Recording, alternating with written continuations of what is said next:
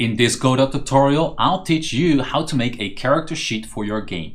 This is going to be the first part of a multi-part Godot tutorial series on player development.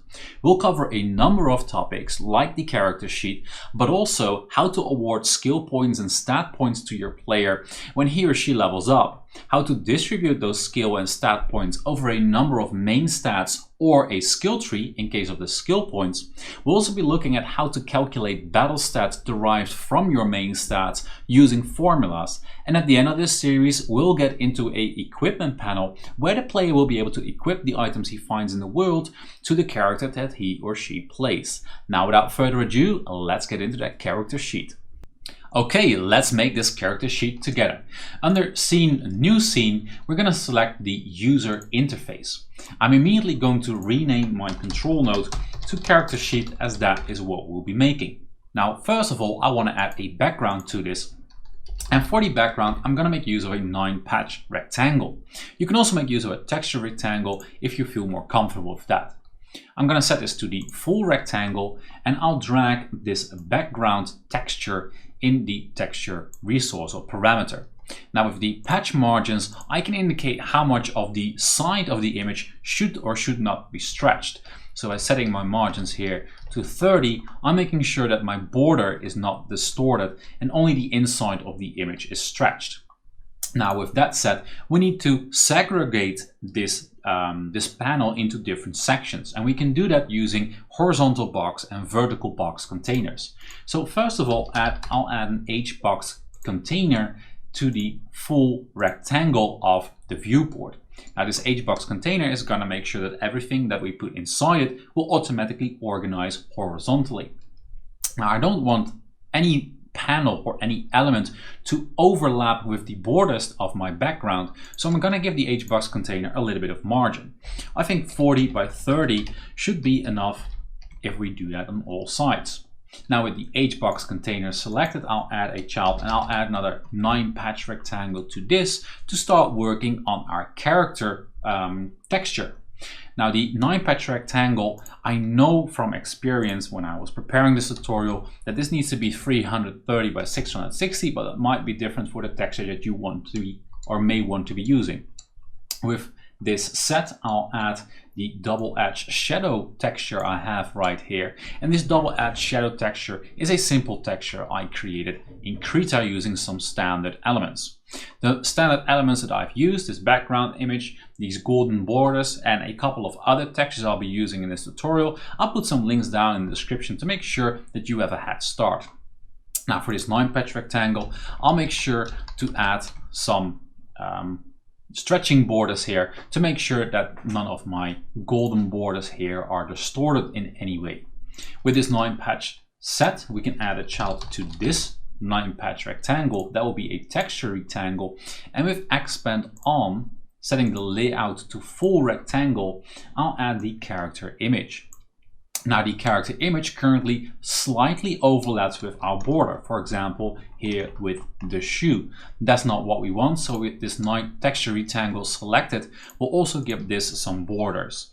Probably 20 on the left and right and 30 on the top and bottom should be enough to make sure that this character doesn't overlap with any of the borders anywhere and is nicely centered in the middle.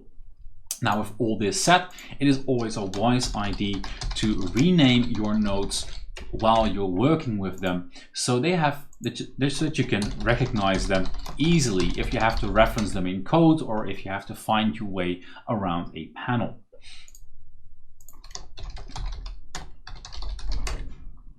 Now, with that set, we can start working on the main stats and derived stats and the buttons underneath.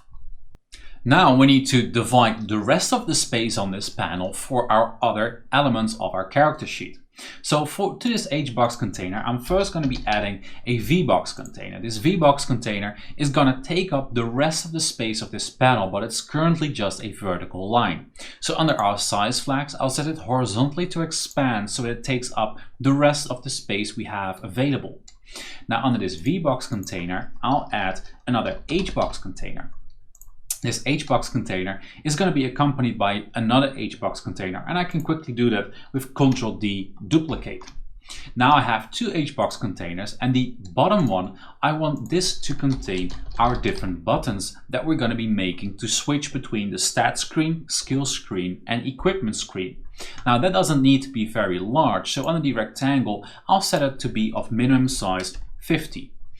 Now currently it's at the top because the other HBox container is only a line, just like the VBox container just a moment ago was a vertical line. When we set the size flag of this box to horizontally expand, or sorry, vertically expand, it will automatically push the buttons container down below here. Thereby we are separating our screen vertically with this VBox container into two HBox containers. An HBox container for the buttons, which we'll add the buttons to, and an HBox container which we'll add two vertical box containers to for our main stats and derived stats. Let's do that now by starting out first with a VBox container, and I know that I want this VBox container to be of size 450 on the x-axis. Now with this box we need another box, and probably our derived stats can be very long. We might have hit points, attack and defense, but you might have all kinds of elemental stats, elemental damage stats, elemental resistance stats, stun time, knockback chance, rate of fire, you name it. So it's probably a good idea to make sure that we get a scroll bar in case you want to add more stats than the VBox container has space for. So we'll add a scroll container to this node, and we'll tell this scroll container that it can take horizontally the remaining space that's available with the expand button right here. Now the scroll container has a little bit of an exclamation mark because it doesn't function without an HBox or VBox container, so we have to add that VBox container to the scroll container, and we'll set the VBox container to take the space that it wants both vertically and horizontally. Now with this set, we have a VBox container in which we can add our derived stats, we have a VBox container in which we can add our main stats, and we have our buttons container that we can use for our buttons. Let's rename all of these to make sure that we can memorize them. So this will be the derived stats, and this will be our main stats. With that done, let's get working on the buttons underneath so this panel takes some shape, and then we're going to start working on our main stats, which will probably be the most complex part of this character sheet. Now to make our buttons, we're going to go over to the HBox container we renamed to buttons, and we'll add a child and we'll add a texture button. With the texture button selected on the rectangle, I'm going to resize this to 220 by 50. We also want to add some text to this button, so we'll add a label, and this label will set layout to the full rectangle of its parent, making it the same size of the texture button we just created. We'll add some text to it, for example, stats. Now stats is currently very small in the top left corner and it's in the middle of the node. We're going to go to custom fonts while label is selected, and we're going to create a new dynamic font to change the size of that font. Now when you click dynamic, a sub menu for font will open, and under font you can load font data. You can select any kind of font from your standard Microsoft fonts. For us, I'll be making use of this Selenium font that I'm often using in my tutorials. Under settings, we can set the size to, for example, 35. And with filter on, we can make sure that it's not as pixelated. Now, with the label still selected, on the top here, we can set the align to center and the vertical align to center as well. Thereby, the stats is now nicely in the center of this button. Now, of course, we want to add some textures to this button. So with the texture node selected, on the top here, we can go to textures. And by making sure expand is on, we can make sure we don't resize the button when we add any textures. I'll be adding this normal button to the normal texture and this pressed button to the pressed texture.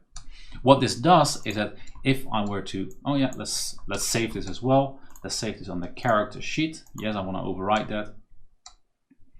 What happens when you add these two textures is that when you click these buttons, you get the feedback that the button is actually pressed, and that creates the visual feedback to the player that yes, you really clicked the button. There's nothing wrong going on. Now the difference between these two buttons is basically a little of a bevel and some shadow that I've added to a standard texture in Photoshop. Now, with this stat button created, we can duplicate this a number of times. Now, with these duplicated, we can start renaming this. So we'll have a button for stats, we'll have a button for skills, and we'll have a button for equipment. Now, we also have to change this in the labels, so we'll add the label under the skills button to skills, and we'll add the label under the equipment button to equipment. Now, we gotta make sure that we don't accidentally push any enters in here, because else the label will resize to a size that's undesired. Now, currently, the stats are very closely to the texture of the player icon, but we'll change that later in this episode when we also add the foreground to add some decorative corners. Before we do that, let's first switch to our main buttons and our main stats, make sure we add those in. Now, to add stats to our main stats, we're going to be adding to our vertical box container main stats a control node. I'm not using a HBox container in this case because I want a number of these elements to overlap with each other, and I can't do that with an HBox container, as that will desperately try to separate everything neatly and order everything. With this control node selected, we're going to go to the rectangle and we're going to give it a size 60 on the y-axis. With that, we'll add another node to this, and this will be a texture rectangle. The texture rectangle is going to be the background to which we're going to put our text. With the texture rectangle selected, we'll give this a size of 350 by 60, and under the layout, we'll set it to the center of the control node. Now, the texture rectangle, we can add or change the name to stat background, and with expand on, we can drag our texture to it. That will be this stat slot texture, which will drag to the texture parameter. Now I'm going to zoom in because we need to be fine detailing, fine positioning two buttons on the left and the right of this. To do that, we're going to go to the stat background and we'll add a texture button. With the texture button, we'll set it to the size, or I know the size that I want to set is 60 by 70. And under the textures with expand on, I'll be dragging this min normal texture, this min pressed texture, and I'll also drag this min disabled texture. The disabled texture is useful because we can set disabled on and off. And for example, when reducing the stat is not possible because simply there's no stat to reduce or there's no restatting points available, then the -1 will be invalid input. It will be the same for the plus. If the player doesn't have any stat points available, it should be giving player feedback that, look, you cannot distribute or add any stat points to the stat right now as you don't have any points. So we'll make sure in the code in later episodes that these textures are set to disable, thereby giving the player the feedback that that button is currently not functional. Now, of course, we want this button to be at the end of this stat background. So we're going to take the layout and we're going to put it to the center left. Now, that's not good enough, so we'll have to add a little bit to the margins. That is going to be -40 by -40, 20 by 30 to make sure that it's nicely at the edge. I'll also rename it to the min texture or the min button, and then I'll duplicate it. I'll immediately rename the duplicated one to the plus texture. Under the layout, I'll set this to the center right, and under the textures, I'll replace the textures to the plus textures. That will be plus normal, plus pressed, and plus disabled. Now, of course, we also have to fiddle around with the margins of this one to make sure that it's correct. And I figured out that that should be -30, -40, 30 by 35. Now, as you can see on the last change, that didn't change in size because right now it's 60 by 75. Well, we set the minimum size to 60 by 70. So by resizing the size, it will take the minimum size, and now it's correct. And we have a minus and plus button at the end of this texture background. Now we can add the labels to it. For that, we're going to go to the stat background. We'll add the child node a HBox container that is going to be organizing the various labels that we'll add to this. The HBox container is going to be our stats, and to the HBox container we're going to be adding 3 labels. That'll be 1, 2, 3. One is going to be the name of the stat. The other is going to be the change, where we'll show the player when he's pressing buttons how much he has added or how much stat points he has attributed to a stat before he confirms it. And lastly, it will be the value of the current stat. Now we need to make sure this resizes all properly. So we're going to go over to the HBox container and we're going to set this rectangle to be 280 by 60. And under the layout, we'll ask it to center to the stat background texture. Now on the name, we can add things like strength. We can set the change as, for example, +1, and the value is, for example, 28. Now, of course, we want these fonts to change, but we don't want to go over adding a whole new dynamic font again. So under one of the labels of the buttons underneath, and let me quickly get to there, to one of these labels, we have previously set the font size to 35. Once you have one of these fonts selected, under the custom font, you can save these fonts so you can load them up later. And I've loaded, or saved I should say, a couple of fonts that I'll be reusing in that way. So under the name, once you have something saved, instead of going to new dynamic font, you can load to a previously saved preset.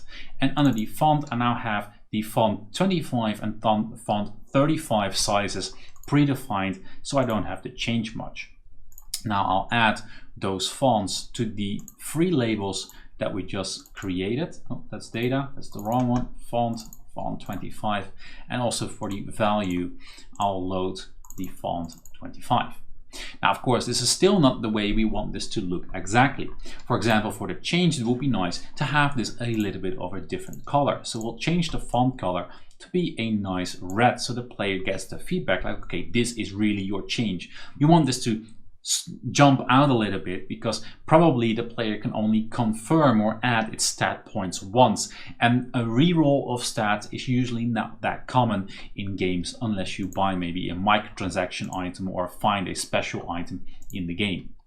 Now we need to organize the sizes of these labels. So for name, I want the name to push everything else to the end of the panel. So I'm gonna set it to expand horizontally, excuse me.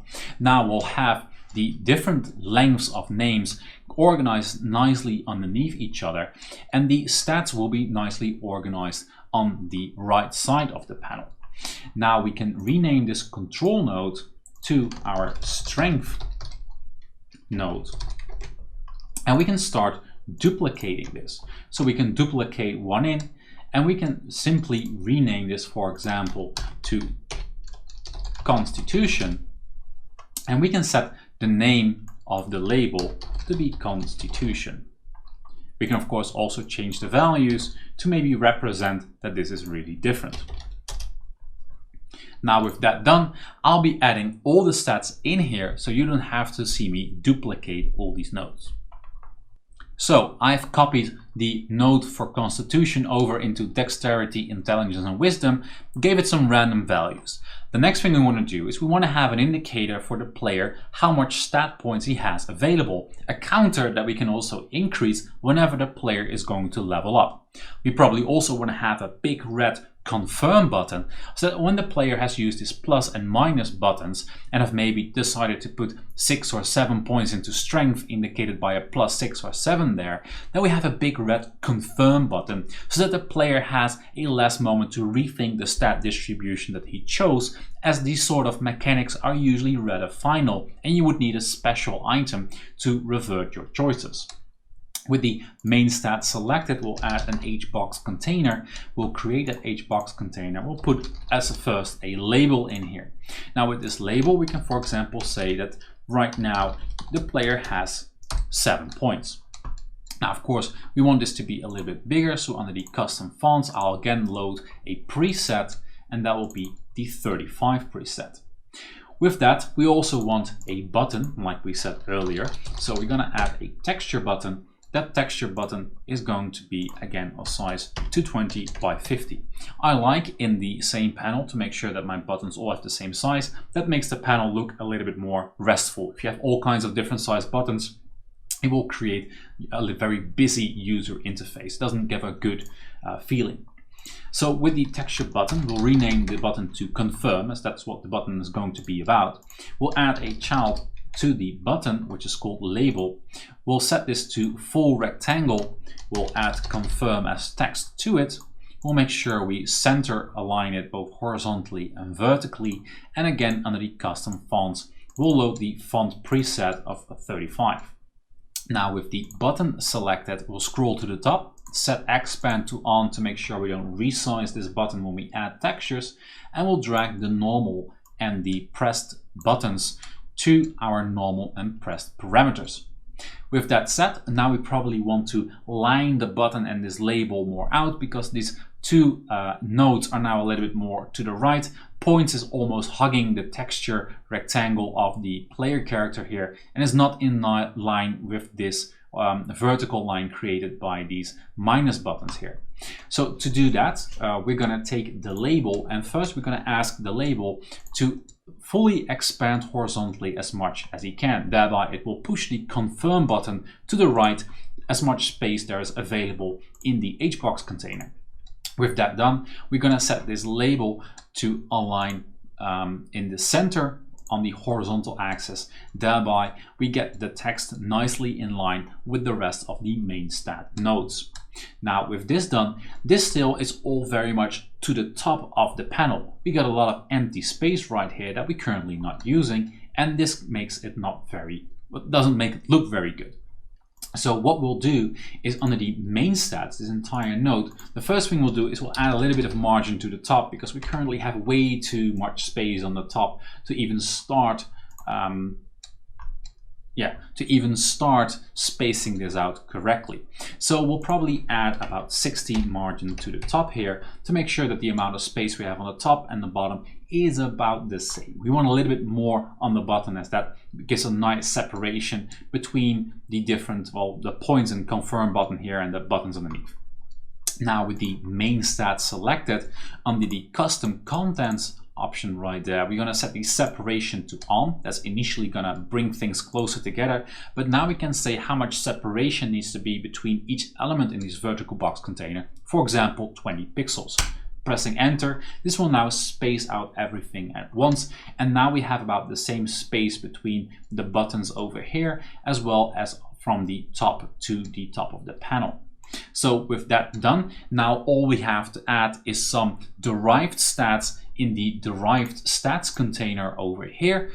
Now for the derived stats, we're going to keep things pretty simple, because we want to focus on the functionality of the stat points, adding those to formulas, and the derived stats are basically just a result of those formulas, so we don't need to go very far or very fancy with those. With the VBox container of the derived stats selected, we're going to be adding an HBox container, and that HBox container will give a minimum size vertically on the y-axis of 50. We'll add a label to it, and this label will immediately rename to text. Now with that selected, we're going to say, for example, this is the hit point stat, and let's also immediately rename the HBox container this is in to hit points. Now with the text, we're going to go to the custom fonts, we'll load in another resource, and let's go for the size 25. Now I'm going to duplicate this label, and I'll immediately rename this to the value. And we'll set the value to be, for example, 685 hit points. Now, of course, we don't want this to be so close to each other, especially because when we copy or duplicate this, we'll rename this to the attack. If we rename the text to attack, and we'll set the value to maybe 231, you can now see that the columns are not nicely organized. Because attack is a shorter word, the label for the amount is now to the left. That's not what we want. So the way we can fix that is to tell the hit points, the text of the stat, to size flag horizontally expand as much as possible. Now, as you can see, this is not exactly perfect either.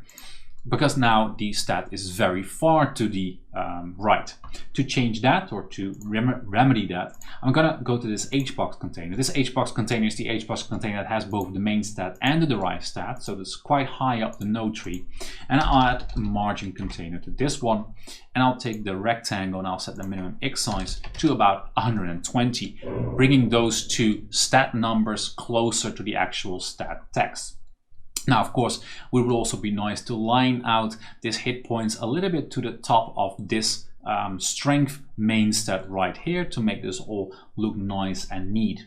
To get that done, we're going to go back to the derived stat here. We're going to go into the VBox container, and in the VBox container, we'll add another margin container, but this time we'll drag it to the top above hit points right there. And we'll give this about, well, let's say 60 as we give the other margin container. That should be good enough for us. So now we have two stats, and we can really just continue duplicating and adding whatever stat we need in here. Maybe we'll add another one for defense. Okay, now we got defense as well. And on the last part of this tutorial series, let's have a look at how we can add some extra elements to the foreground. Now, this is not important or necessary for the other parts of the tutorial, but there's a very important lesson here on how to register clicks on your user interface panel that might be a very handy lesson to learn. So stay watching if you want to learn about that too. I'm going to close all these panels right here. So this is the main character sheet, the background, and the entire HBox container. And on the character sheet, I'm going to add another control node. Now, this control node, I'll set the layout to be the full rectangle, and under that I'm going to be adding a texture rectangle. Now, with the texture rectangle selected, I'm going to give this a size of, let's say, 200 by 200. I'm not sure if that is a good size, and I'll rename this to be the top left. Now, with expand on, I'll drag this UI deco element, this corner, into the texture. And of course, we want this to be in the corner, so we'll have to, let's see, vertically flip it. Now, it might still be a little bit on the small size, so maybe make it 250 by 250. Nah, I think 200 by 200 is probably better. So let's resize that. Now we're going to be duplicating this. So we'll first duplicate it, rename it. We'll say this is the top right, and we'll set the layout to be in the top right. We'll duplicate it again. We'll rename it. We'll call it the bottom right, and we'll put it in the bottom right. Then we'll duplicate it again, rename it bottom left, and of course we'll put it in layout bottom left. Now we're going to make sure that we set all their flips correctly. So this is not vertical, but yes, horizontal, and this one you already vertically, but you also need to be horizontally flipped. So now we have added some decoration elements to our user interface panel. But very importantly, I showed you earlier in this episode that by adding under these buttons, by adding the normal and pressed texture, that you can click these buttons and you get the visual feedback. Well, right now we cannot click them anymore. This is an important lesson to learn, because what happens is that when we go back to this control node under the mouse section right here, filter stop. Basically, this is what's going to determine how your mouse clicks, your mouse input is filtered in the user interface panel. When you click your mouse, the signal enters from the bottom of the node tree. So the first node that is going to register it is this control node. And this control node is going to look, okay, what do I need to do with this? And it will see, hey, I need to stop immediately. If you would not have this control node, if I would hide it and I would play this this scene, now I can click my buttons again. As you can see, now we get the feedback that we would expect from all the different textures we have added to our buttons. That's because when this is hidden, is basically inactive, the signal will go into the HBox container. In the HBox container, it's simply going to go and walk through, it will crawl through or over the nodes until one of these different elements consumes the mouse button signal. Then under the character sheet control node, the main node of this scene, the mouse is set to stop, so you don't accidentally click in the world behind your user interface panel. That's basically how the user interface panel control node works, and why it's an important control node, or why it is important to use control nodes on your user interface panel. But because now we've added a foreground underneath all of this, this control node is catching our mouse signals, and this control node is stopping them. So what we need to do is we need to set this filter to ignore the mouse click. Now when we play the game, we can now click our buttons again as we were previously able to do. Now with that done, we now have a working user interface panel, or we have a clickable user interface panel for our character sheets, and in future episodes we'll be taking a look at how we can make sure we hook this up to the leveling system, how we can make sure that we distribute or attribute or award skill points and stat points, how we can make these buttons functional and then confirm and actually increase these stats, how we can save those stats to a player save file, how we can add formulas so that hit points, attack and defense automatically recalculate their new stats based on these new main stats that the player will be adding points to. And of course we'll make sure that this skill and equipment button become functional, opening up completely new sections within this user interface, adding a skill tree to it, being able to use your skill points, unlocking skills in your skills tree. There's going to be an entire series that's going to basically cover everything related to player development and how you develop as a player, or how you develop your character in the games that you'll be creating. That was it for today, guys. Hope you like it. If you did, smash that like button, hit subscribe. Don't forget that little bell icon to make sure that you don't miss out on the future episodes in this player development series. Now, as always, I also live stream the game development that I do myself. I live stream every Tuesday and Thursday on Twitch. If you're interested in joining a big group of Godot developers that watch, learn and chat Godot together, then make sure you check out that description box. There's a link and a schedule there for you to follow. I hope to see you there one day, and I hope to see you in the next tutorial. Until then, keep on gaming and keep on coding. See you later, guys.